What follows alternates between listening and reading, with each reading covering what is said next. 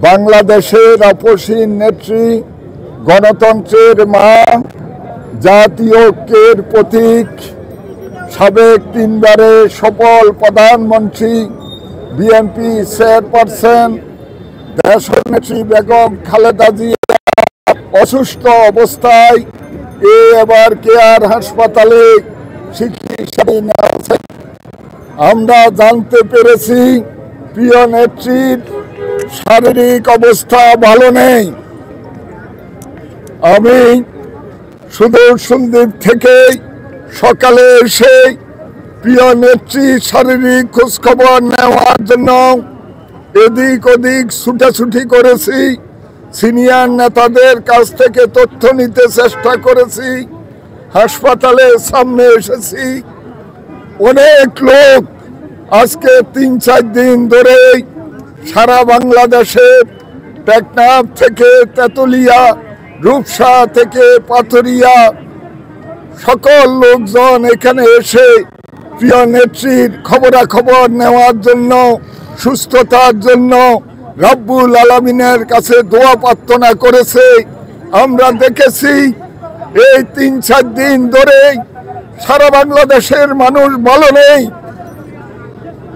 পৃথিবীর যেখানে বাংলাদেশের মানুষ আছে কেউ ভালো নেই, কেউর মন ভালো নেই।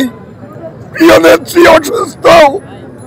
প্রিয় নেত্রী খারাপ থাকলে বাংলাদেশ ভালো থাকে না। নেত্রীর মুখে হাসি দেখলে বাংলাদেশ হাসে। সেই নেত্রী আজকে এখানে অসুস্থ অবস্থায় শুয়ে আছে। সারা পৃথিবীর মানুষ, সারা বাংলাদেশের মানুষ এবার কেয়ার হাসপাতালের দিকে তাকিয়ে আছে। আমরা রব্বুল আলামিনের কাছে ওনার সুস্থতার জন্য দোয়া করি। হে রব্বুল আলামিন, দীর্ঘ 15.5 বছর, 1-11-2 বছর, 17.5 বছর আমাদের গণতন্ত্রের মার উপর অনেক নির্যাতন হয়েছে। তাকে অকালে মেরে ফেলার জন্য ফ্যাসিস্ট হাসিনা ভালোভাবে চিকিৎসা দেয় নাই। আমরা জানতে পেরেছি তার শরীরে পয়জন ঢুকানো হয়েছে। সুস্থ আমাদের নেত্রী কেন কারাগারে গিয়ে সে অসুস্থ হয়ে গেল? কেন কারাগার থেকে বের হওয়ার পর নেত্রী আর ভালো নেই? বাংলাদেশ ভালো নেই, আমরা ভালো নেই।